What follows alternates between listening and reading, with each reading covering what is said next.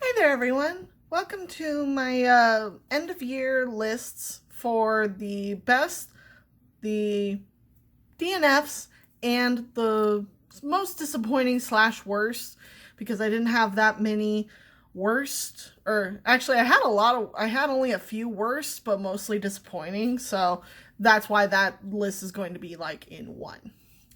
Right now I'm actually going to do my DNFs. I actually had a lot of DNFs because the type of reader that I am, if I'm not enjoying what I'm reading, I'm gonna stop because life is way too short to keep reading stuff you don't like.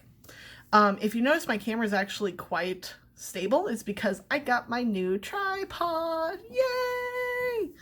It actually fits my phone and I can actually put it on my desk and it's so much better. And I even got a little remote. Yay! It's always fun when you get little toys that are actually useful. Okay, so if you notice, this is actually one of the few edited videos that I have. The only thing that I'm going to be editing is parts where I have to look at my screen because I have the memory of a gnat, as you can probably plainly see. But I do forget a lot of names, especially for DNFs, because I'm like, I remember what the story was, I don't remember the details of the characters' names.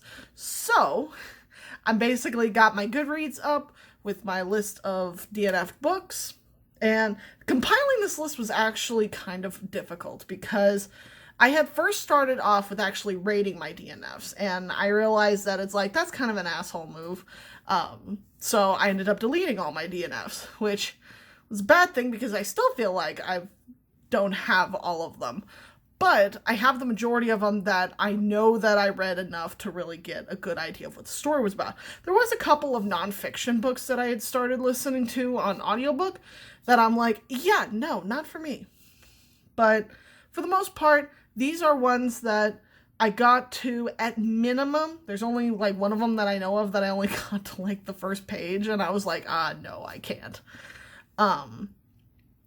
But for the most part, I made it basically to about 100 pages, or at least halfway.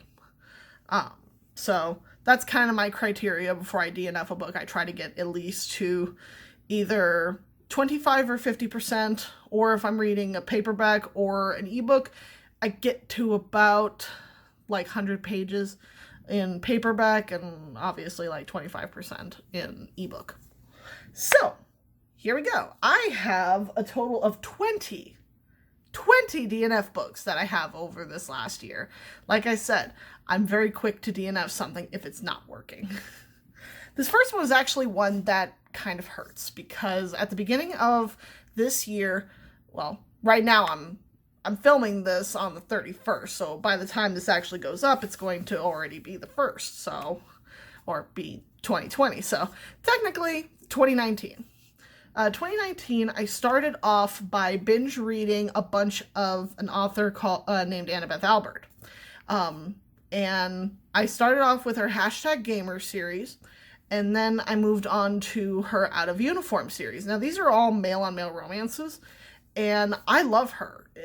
She's not my queen, but I love a lot of her books because she plays up a lot of the tropes that I'm really into. Except for this one. Now, I will preface this and say that when I got to this book, I was already kind of in a bad headspace, but just reading this book pissed me off something fierce. And that is Squared Away by Annabeth Albert, obviously. This one features a Navy SEAL named Mark and a former partier named Isaiah. Mark's sister was married to Isaiah's cousin.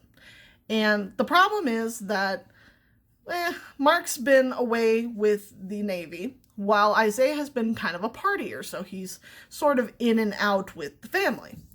Now, Isaiah's cousin and Mark's sister were heavy drinkers, and they ended up getting into a car crash and dying, leaving behind 3 young children. I think the oldest is 5, and the youngest is still like under 1. So, very, very young. And Isaiah has been the one who's been taking care of these children. And Mark ends up coming in and basically seeking custody of them. Now, I'm going to be getting into spoilers for at least the ones that I've seen up until this point. If you don't want to hear that, I'm sorry. Please move along. I cannot talk about books without spoiling stuff. So basically, the reason that I DNF'd this one was the last scene that I read was something that enraged me so much. Because over the course of this book, one, Mark has the emotional range of a toenail. Like, there's a lot of characters in Annabeth Albert's books where they do kind of have that same emotional range, but for the most part, they're very three-dimensional. But Mark, he kind of, like, you meet him previously and he's fine, but in this one, he just had the emotional range of a toenail, and I didn't like him, like, just from go. Now, Isaiah, I did like, because he gave up all of his partying ways. He gave up his apartment, and he moved in with his cousin when he was still alive, and was helping to take care of the children. Then, when they died, he was taking over for basically taking care of these kids. And he was struggling, of course, because he goes from, like, 0 to dad. And what bothered me is that the last scene that I read was a reading of the will after the funeral, or it was like a couple days after the funeral. And there were actually 2 wills, so there was a problem. In one will, which was written by Mark's sister, it said that it had been written about 4 years prior, and it only featured the oldest child, and that she wanted Mark to raise her daughter. Well, then you have Isaiah's cousin's will, which was written and notarized about 6 months prior to the story. And it mentions all 3 of the children and says that he wants Isaiah to raise their 3 children with the permission of the wife, but her name is not signed on the will. So they were like, well, we have 2 wills. We need to go through which one was going to be the one that they wanted to go with. And I'm like, the most recent one would probably be especially considering there's still 2 children that have not been mentioned on this first will. The part that really pissed me off was there was 2 other couples that were involved in this will reading. I think they were like aunts and uncles of both sides. One couple wanted to take the oldest. It's like, we want to take her and raise her. The other couple wanted the baby. It's like, there's still a 3rd child. They are not puppies. And this is literally what Isaiah said. It's like, they are children. They are not puppies for you to pick and choose. And I was so angry because the judge was literally looking at Isaiah. It's like, you never have taken anything seriously. You don't want to actually do this. You're going to change your mind. And that pissed me off royally, especially because up until this point, Mark does not speak to Isaiah because of something that happened to them years ago, which is asinine. Basically, this particular book holds one of my least favorite tropes, which is miscommunication just for the sake of miscommunication. And that annoys the piss out of me. So I had to just put this book down. I couldn't do it. The next one that I have is actually a popular book when it came out and when the movie came out for it. And it is Simon versus the Homo Sapiens Agenda by Becky Albertalli. Now, I read this one because I had rented the movie Love, Simon from the library, and I wanted to read the book before I saw the movie to see if I liked one or the other. I can already tell I'm probably going to like the movie way better than the book because straight up, I was both bored and irritated with this book. And I don't know if it's more than likely me, but mostly it was the appearance of Leah, Simon's best friend, who just really killed it for me because she's the most obnoxious character that I've ever seen up until that point. And I did not like her. I did not like any time she came onto the screen. I thought she was manipulative and just a horrid person. And then when I saw someone review Leah on the Offbeat, and they said that she identifies as a Slytherin, and that's how the Slytherins act, and I'm like, Excuse me, calm down for a moment. I'm a Slytherin, and I don't act like that. Not all Slytherins are mean and conspiratory and manipulative. No, that's not, okay. Anyway, it was also because I was just bored with it. And I think that's me. I think that's just the fact that I believe this is marked under YA, and I tend to have problems reading YA, which is why I wonder why I decided to write a YA series. But again, if this book really speaks to you, let it speak to you, because it just did not work for me.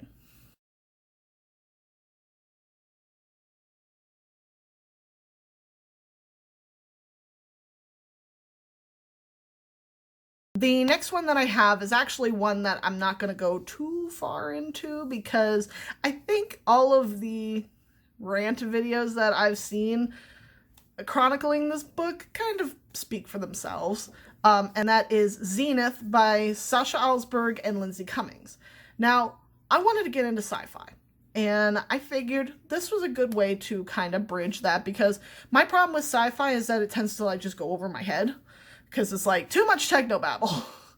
And a lot of the time, some of the tropes, especially some of the older tropes, rub me the wrong way. So it's what do I do? So I decided to pick this up. I can understand a lot of the criticism for it.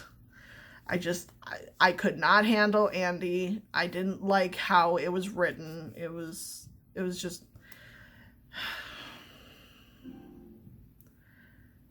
It felt very amateurish, at least some of the time. There was some points when it felt like the person had, I don't know who wrote which part of it, but it felt like half of it was written with some knowledge of how to write with structure and everything, and then the other one kind of felt like they were trying for structure, but they didn't quite hit it.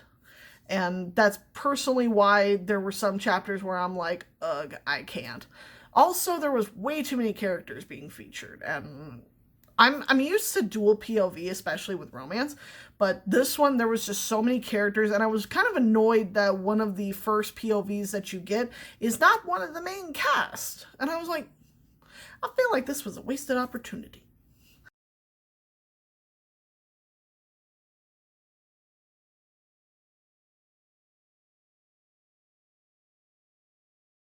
The next one that I have is actually one that I had kind of picked up on a lark. It is Come What May by A.M. Arthur. This is about two guys, one named Tate, the other one named Jonas, and they... This one's hard because I've kind of blocked this one out of my memory because of what happens. Basically, what happens is that Jonas ends up having to move to, I don't remember the town's name, but basically move to this small area where he lives with a family because he screws up. And he's the stereotypical frat boy, jock, that kind of thing. Whereas Tate is more like the nerd, but it was actually Tate's storyline that ultimately made me quit this story, because even though I liked the two of them, they were a little two-dimensional, but I could forgive that.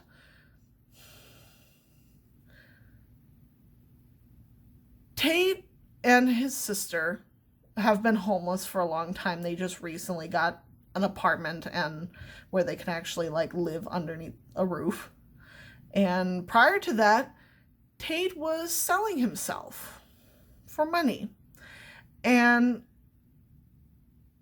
that bothered me a lot. Mostly because I've had friends who have done that in the past. And I'm the type of person where if someone's having trouble, I want to help them. But it's that's something that I can't really help. And that just really, really bothered me. And I couldn't get over the sickening feeling in my stomach about it. So I had to quit it. The next one that I have is actually one that is incredibly popular right now, especially with I believe it's a Netflix series it's coming up for it, and that is Six of Crows by Leigh Bardugo. I know I'm going to get some hate for this one, but hear me out.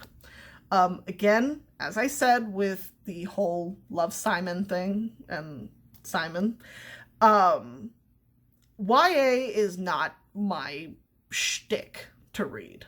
I read adult. But I wanted to love this one because I've been looking for a heist series to actually read. And this was what it was pitched to me, that it was a heist series, which I do believe. What I was not ready for was Kaz and Inej. I believe that's how you pronounce her name. But I only got to the chapter where they get Matthias. And honestly, I'm just going to go down the row and say why I don't like the 4 characters that we actually got for our crew that I've seen. Matthias, you don't really see much of him, but the fact that the first time he sees the girl Nina, he basically starts strangling her, that's actually where I ended it, and I'm like, I'm done, I can't. Nina, she was the only one that I actually kind of liked because she had a personality. But it just... I know that they called them, like, I don't remember what their term was, but it was basically like she was a prostitute. And the fact that she's 15 is or 15 or 16, that really bothers me. And I'm like, why? Again, the same thing with, like, Come What May. And I'm like, no. That's also leading into Inej, because, of course, she was in a similar situation. But the issue that I have with Inej is that...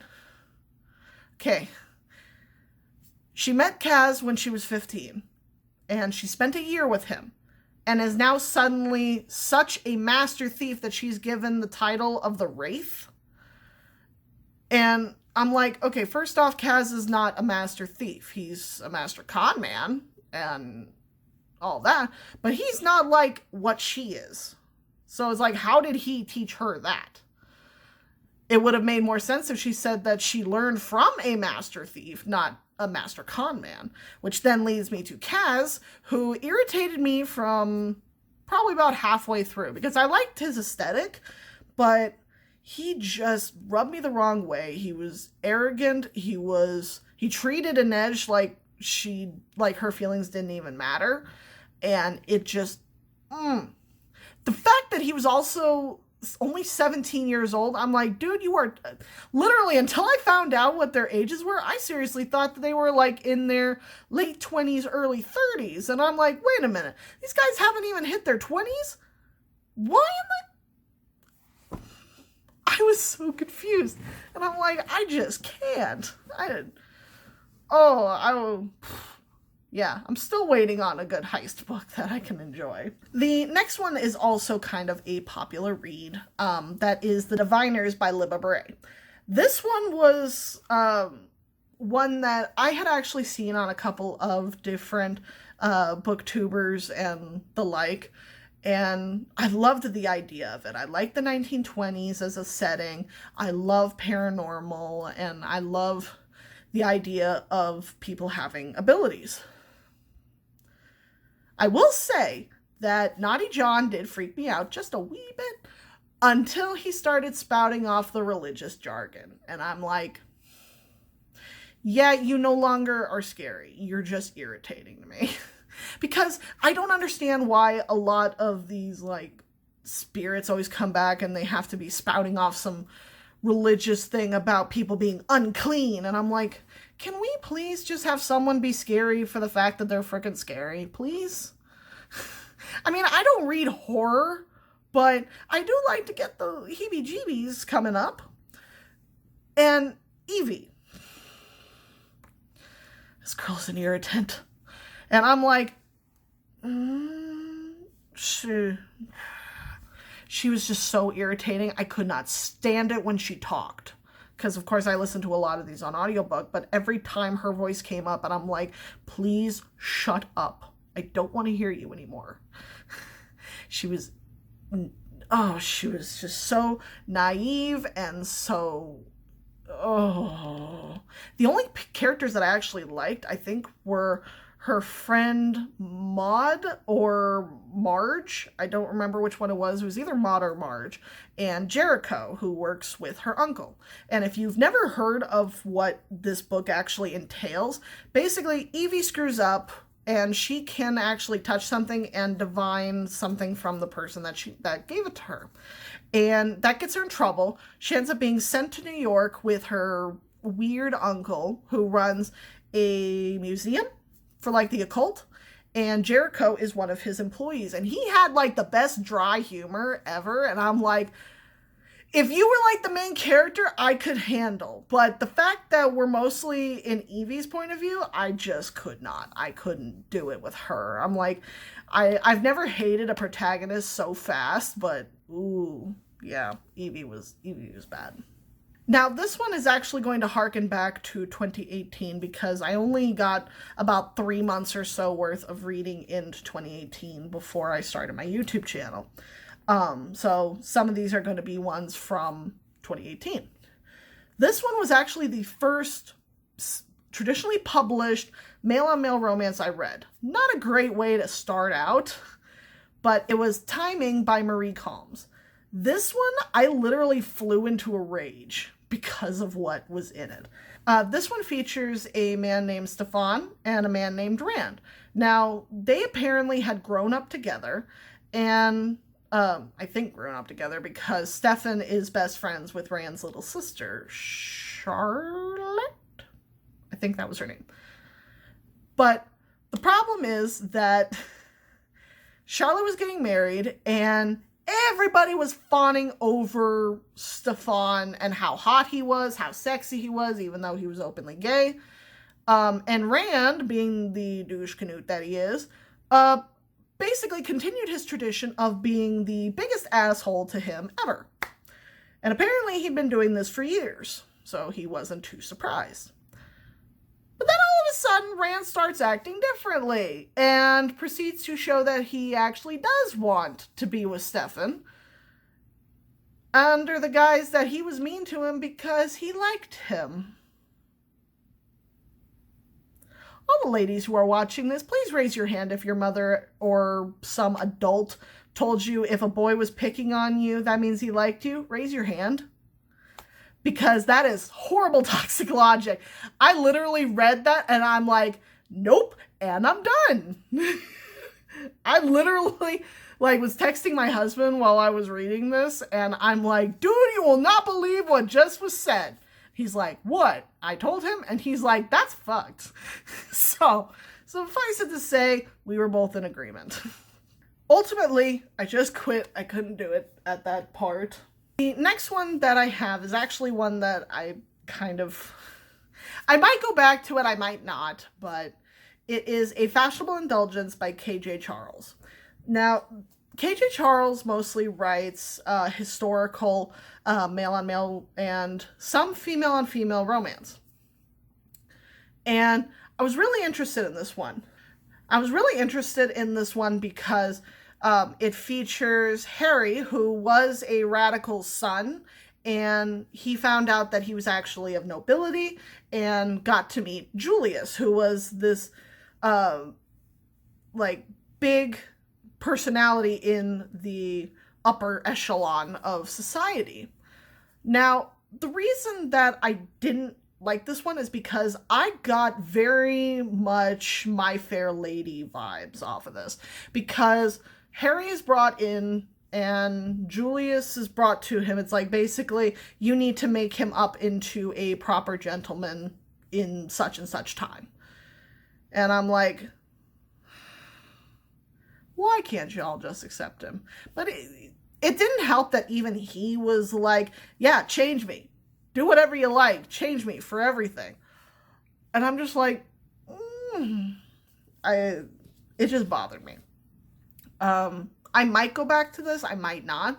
I don't know. I own the Kindle book version of it. And I had the audiobook, which is actually how I was reading it. But it was just so much like hoity-toityness, that was like in a negative fashion. So it kind of bothered me. The next one that I have is actually another male-on-male romance. Basically, most of these are going to be male-on-male. But it is Dance With Me by Heidi Cullinan. I hope I pronounced that right. It's like Cullinan.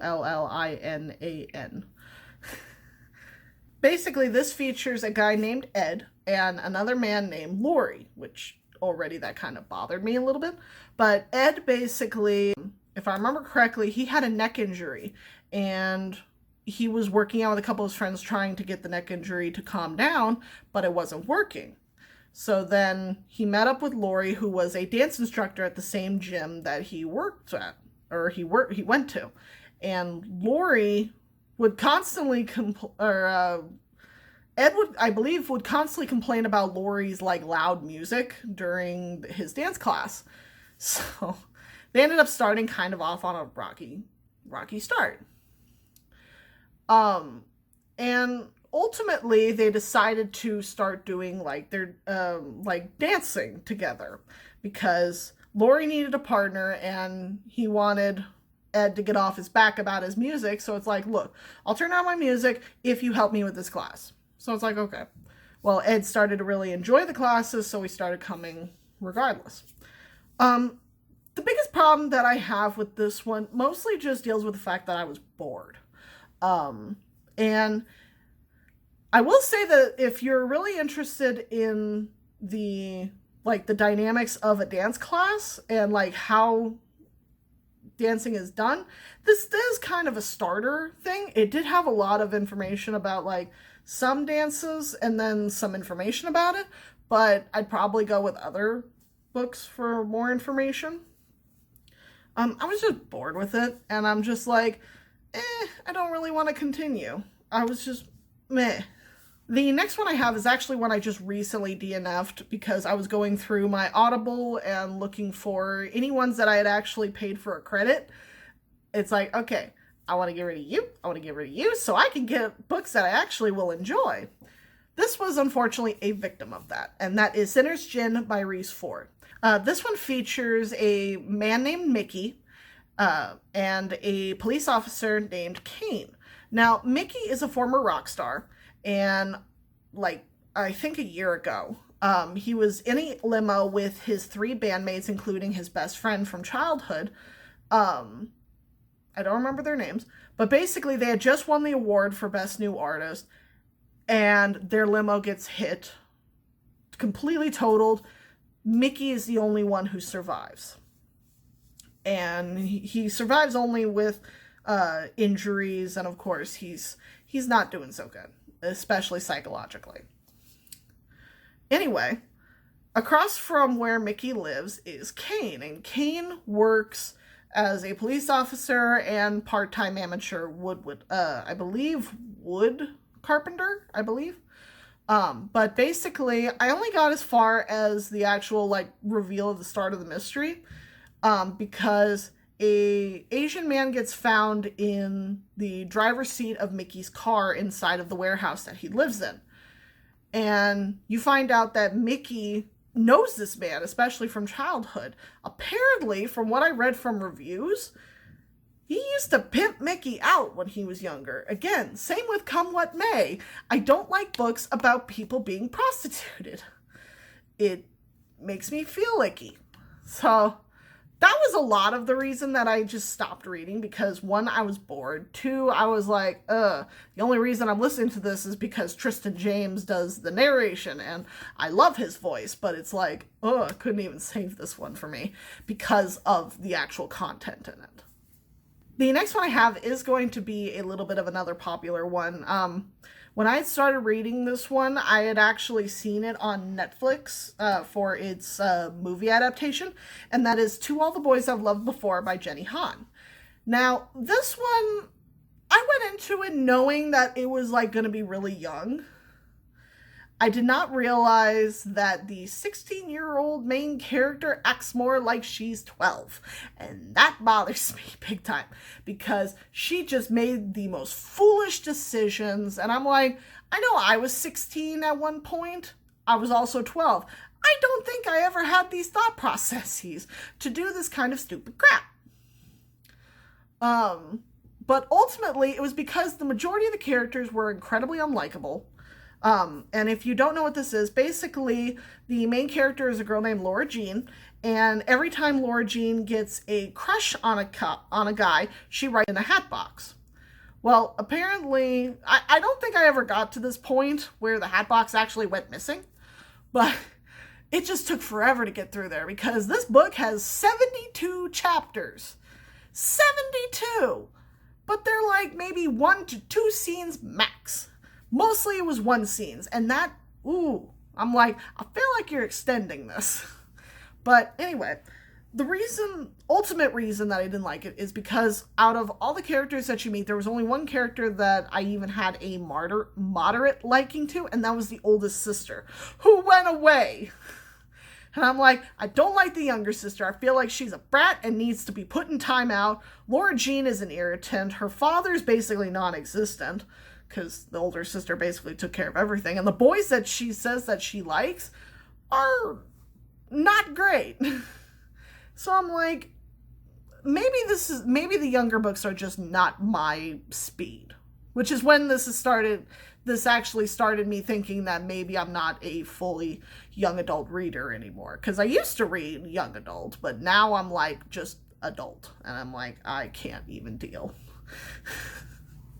Now, this next one, if you remember in my opening, I said that there was a book that I only got through a couple pages. This is it. It is Sarafina by Rachel Hartman. I have no idea what this book is about. I just know that I got through the prologue and I'm like, I have no idea what I just read. That's bad. It was so bad.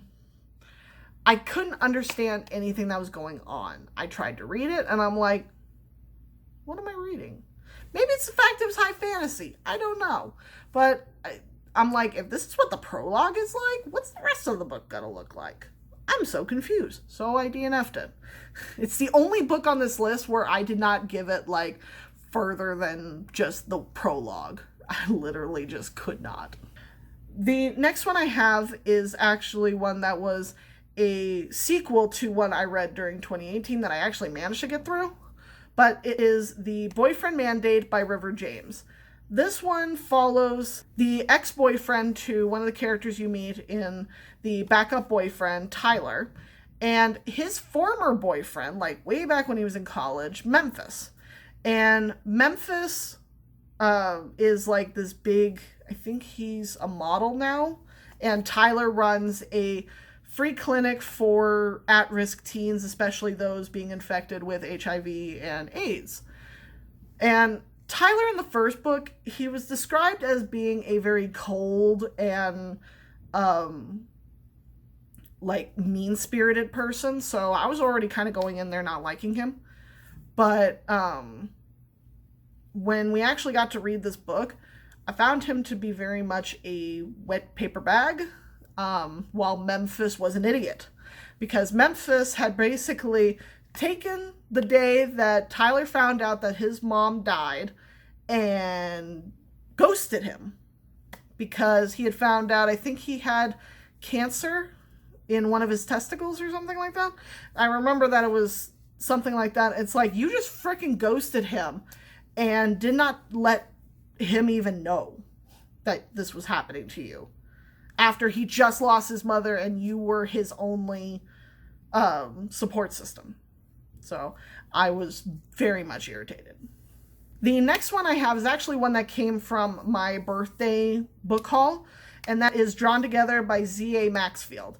This one I wanted to love. It featured a guy named Rory, who was from Louisiana, and Rand, who was a manga artist who apparently keeps getting mistaken for a woman because he wears his hair long and he tends to have very feminine accoutrements. Like he likes to dress very skin tight. Apparently, that's how they put that in the book. But Rory ends up traveling all the way thinking that Rand is a woman. And he goes to a Comic-Con to meet him and get his autograph. Well, when he finds out it's a man, he's not really bothered by it, which I liked. He just wanted to get to know him because he thought he was a great artist. Rand is so cold to Rory for a little while of this book, and there's just a whole lot of like distance that Rand puts between him and Rory. But then the book decides to take a hard right turn when Rand has a stalker named Amelia, who apparently he knew in the past, literally comes into his room, tells him that she's back, and then proceeds to stab a plastic fork through his hand, which I'm like, I don't think that would actually happen, but whatever. And then there was a thing about Rory being picked up by some paid-off cops, and I'm like, it literally went from 0 to 60 in about 5 seconds, and I don't know what's going on, but I don't feel good about this. So I had to put it down. Sorry about that, and if you notice my camera has changed angles, it's because my phone is dying. So I'm going to try to film this last couple ones real quick. The next one is I'll Be Gone in the Dark by Michelle McNamara. Now, this one I started listening to, and I had heard great things about this nonfiction piece, about her search for the Green River Killer. Now, the problem is that apparently Michelle McNamara died about 3/4 of the way through writing this book. So the last, I think, like third of the book is written from her notes and from her colleagues. So like the writing does change. But I didn't even get very far into it because of the fact that it was just so gritty in how it was portrayed that I got the heebie-jeebies, and not in a good way. So I was so turned off by it. So I had to put it down. Okay, the next one that I have is actually one that I had gotten all the way from Los Angeles, and that is The Savior's Champion by Jenna Maressi. Now, my biggest problem with this book was the amount of violence in it. I knew it was going to be bloody and gory, but I had never tested my boundaries on what I was okay with, so this one did kind of bother me, and I had fully intended to go back to it after I had like just let that kind of pass in my system, because I got to about 100 pages and I couldn't take it anymore, so I paused. Well, then I realized that I probably wasn't going to go back. Now, if you haven't heard about Jenna Maressi's book, it is about a man named Tobias who is forced into the Sovereign's Tournament. And the winner of the Sovereign's Tournament gets the hand of the Savior, as far as I remember. Mind you, this was like way back in the early year. But I just could not do with this book. Mostly due to the amount of violence in it. And I felt so bad for Tobias, and I couldn't get very far. The next one I have is actually going to get me a fair bit of flack. But that is 7 Husbands of Evelyn Hugo by Taylor Jenkins Reid. Now, I know that when this book came out, it just exploded. Like, everybody was reading it and loving it. And I wanted to love it too. It is about obviously, title character, Evelyn Hugo. She is I believe she's like in her 80s or 90s, somewhere in that range. She is an old style movie star. She's been in hundreds of movies, and she's basically become a hermit up until this point. And she gets a journalist named Monique to come and basically write her autobiography. Now, the reason that it's so weird that Monique gets called for this is that she's a rather green writer. And it's so manipulative what happens. Basically, I got to about I want to say the 1/3 point. I don't remember what page I was on, but I just know that I was like 1/3 of the way through the story. And at first, I liked Evelyn's like assertiveness, but then after a while, I didn't like how she manipulated the people around her to get what she wanted versus what was in their best interest. And she just overall became a very unlikable person. And Monique was very much a one-dimensional kind of person. She didn't really have much of a voice of her own other than what Evelyn was telling her. And the other issue that I had is that when you first start out, you hear that Evelyn started kind of acting when she was 14, but they thought she was 16. And the way she got the part was by sleeping with the director. And you think about the fact that a grown man slept with a then 14-year-old under the impression that she was 16. That really bothers me. So it's like, can't do it. And I got much further than that. I got through, I think, like, the first or second marriage. And I was just waiting for the buy rep, and I wasn't seeing it. And I was like, when is this supposed to come in? I can't listen to this. So I just put it down, and I'm like, I'm done. And the worst part is that I had actually bought this book during my birthday book haul, and I was so upset. I was so upset that this book kind of turned out the way that it did. So, yeah, unfortunate. The next one I have is actually one that I had seen at Walmart. I bought it at the same time that I bought I'll Be Gone in the Dark, which will teach me to buy books randomly off the shelf at Walmart. But it is Enchantment of Ravens by Margaret Rogerson. Now, this one I got because I had been wanting to read more Fae books. I don't have any Fae books that I can actually remember. I did get one in my birthday book haul, which I have not read, mostly because of how I felt about Enchantment of Ravens. Now, this one is about a woman named Isabel and a Fae king of the Autumn Court named Rook. Now, I was already starting off kind of rough because Isabel is spelled so weird, but that's neither here nor there. It's my own personal pet peeve. But anyway,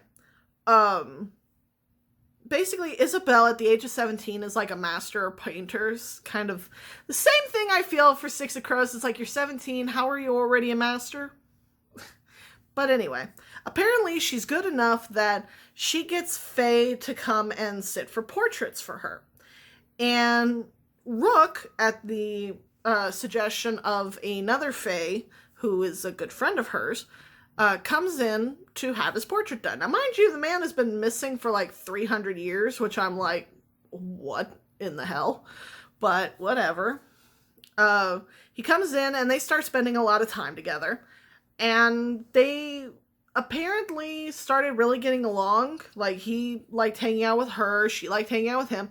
But the entire time, Isabel's entire mental rhetoric is that don't trust a Fae, don't get cozy with a Fae, and certainly don't fall in love with a Fae. And she actually kind of like, she doesn't badmouth, but she basically thought badly of girls who fell in love with Fae males. And yet, she lets herself fall in love with Rook. And I'm like, you hypocrite. But then, apparently, she had painted human sorrow in his eyes. And that, like, set him off where he was going to, like, have her put on trial and killed. Which then led to a strange road tripping style novel where they were going to the Autumn Court to have her tried. And I'm like, why? Like, I'm gonna call it a magic system for, like, the Fae rules. They didn't make an ounce of sense to me. And also the biggest reason that I did not enjoy this book is that Margaret Rogerson's way of writing is very flowery, very, very heavy descriptions. And one problem that I have is that, kind of due to my ADHD, I tend to lose focus. And every time it started going on these long tangents of describing every leaf, every tree, every flower, I zoned out. Even on the audiobook, I zoned out. Like, waiting. Okay, back to the story. It was so horrible because it's like, I am literally like going through this and I'm like, I have no idea what's going on because I zoned out because there was way too much description. The next one is actually one that I more than likely will go back to because I didn't give it like a fair enough chop. Is It Takes Two to Tumble by Cat Sebastian. This is part of her Seducing Sedgwicks series. Again, I I started it briefly, but then I had other things that I had to read for other reasons, and I never came back to it, and then I ended up